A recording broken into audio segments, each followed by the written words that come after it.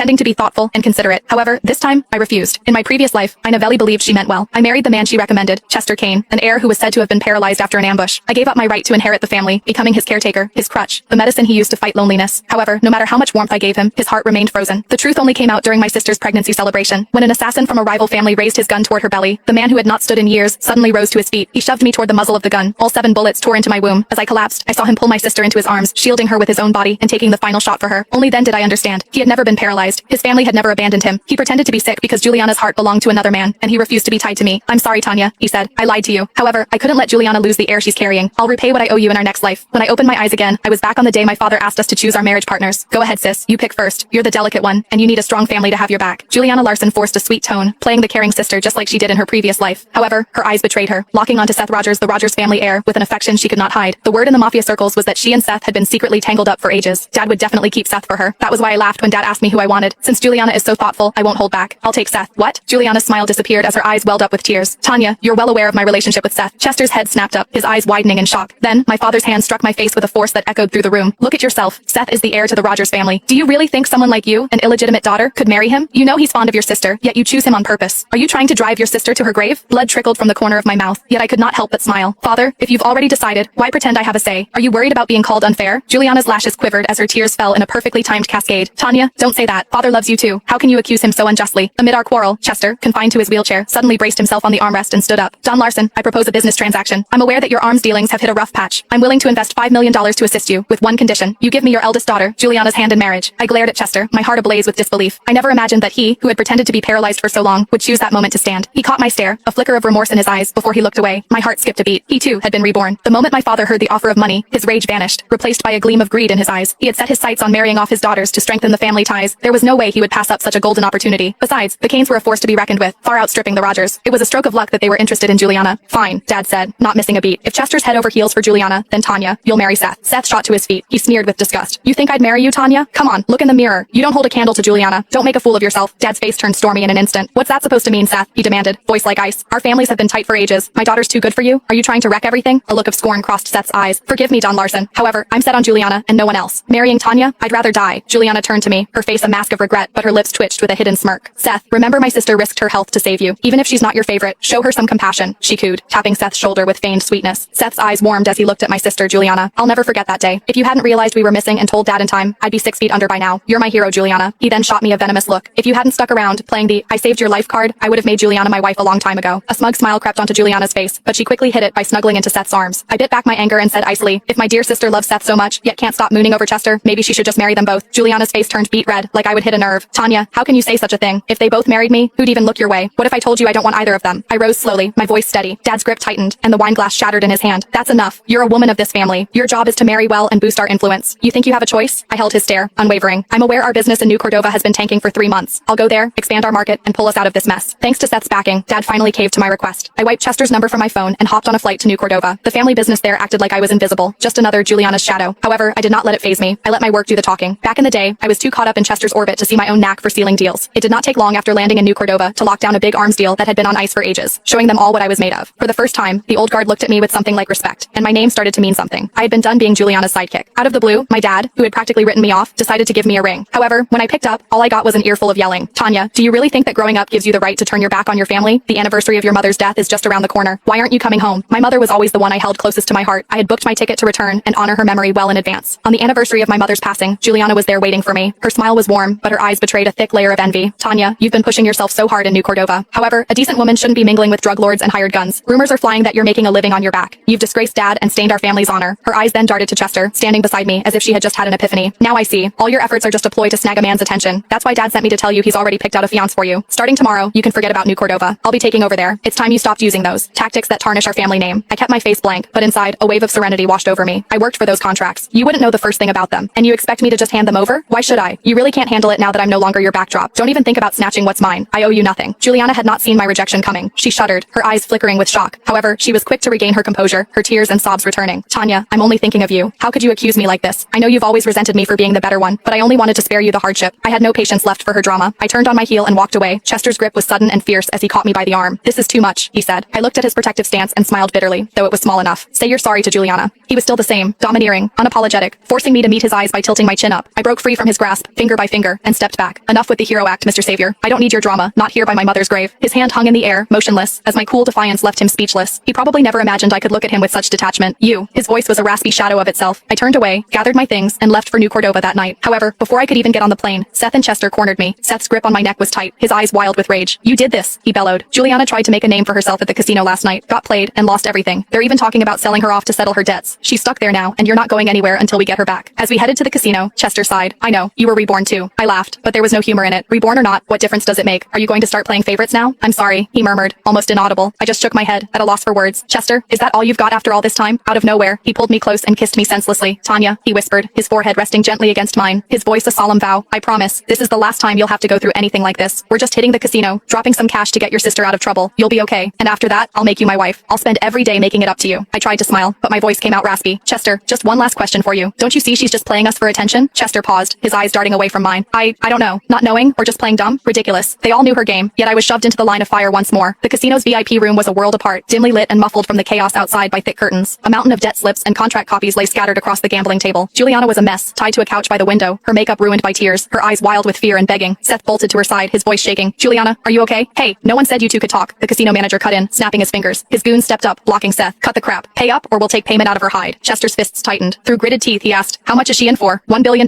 It's all there in black and white, with your family's name on it. Not a penny less, said the manager, a cruel smile on his lips as he tapped the papers. Seth gasped. That much? They would never come up with that kind of money on the spot. At that moment, something in Seth snapped. He glanced from the damning pile of papers to me, a hint of madness creeping into his gaze. Tanya, too, is a Larson girl. Can't she just take Juliana's place? I froze. In that instant, all eyes were on me. What nonsense are you spouting? Chester's voice rumbled low. Seth scoffed as if it was the most natural thing in the world. If Tanya hadn't gone out of her way to shame Juliana, do you think she'd have stormed off to this place? Juliana's the innocent one here. It's only fair that Tanya stays. No sooner had he spoken than the casino manager chuckled. Well, that's interesting. If she's a Larson, that works too. She looks healthy. Her womb would sell for a higher price. Chester's face twisted in anger. Absolutely not. However, Juliana's cries tore through the room. Chester, I can't die. Please, you have to save me. Chester's resolve flickered. His hands balled into fists. At last, he turned to me, his voice careful, almost pleading. Tanya, you don't want to see your sister get hurt. Just stay put, okay? I'll go back, get the money, and I'll come for you as fast as I can. It was as if my blood turned to ice, and a twisted smile, more grotesque than any sob, crept onto my face. Chester, are you serious? You're going to leave me here to take her back? In Chester's eyes, I saw a storm of guilt, struggle, and a conflict so profound it seemed bottomless. Tanya, he whispered, I'll come back for you. That's a promise. Seth's frown was like a line etched in stone. His voice brooked no argument. What's the big deal? You just have to wait for us to get the money together. Juliana's been waiting, so why can't you? Could Juliana hold out for a hero? What was left for me to hope for? As the goons held me down, I clung to Chester's wrist with the last ounce of my strength. Chester, are you really going to stand by and watch me lose my womb again? He reached out, as if to save me. However, Juliana lunged, breaking his grasp and tearing my hand away. Chester, I was terrified. Let's just go home. I can't bear another second here. The conflict in his eyes vanished as he took Juliana's hand. I know it's not fair to you, but Juliana can't lose her chance at motherhood. She's always dreamed of having her child. I could not help but smirk. So, you sacrifice me instead? You'll be okay, he said quickly, maybe to convince himself. I'll get the money, and once you're out, we'll get married right away. The door slammed shut behind them, and the room fell silent once more. The debt papers vanished from the table, replaced by 2 flutes of champagne. I gestured, and the soldiers, disguised as thugs, respectfully backed away. Any sign of my earlier vulnerability was gone, replaced by an icy resolve. Keep the plan moving, I commanded. The soldier nodded, took the family ring I handed him, and crushed the chip that monitored vital signs. The message Tanya is dead would soon echo through the family ranks. The casino manager toasted me with a knowing smile. Looking forward to working together, Lady Queen. From that moment, Tanya ceased to exist. In her place stood a revenger, ready to strike fear into their hearts.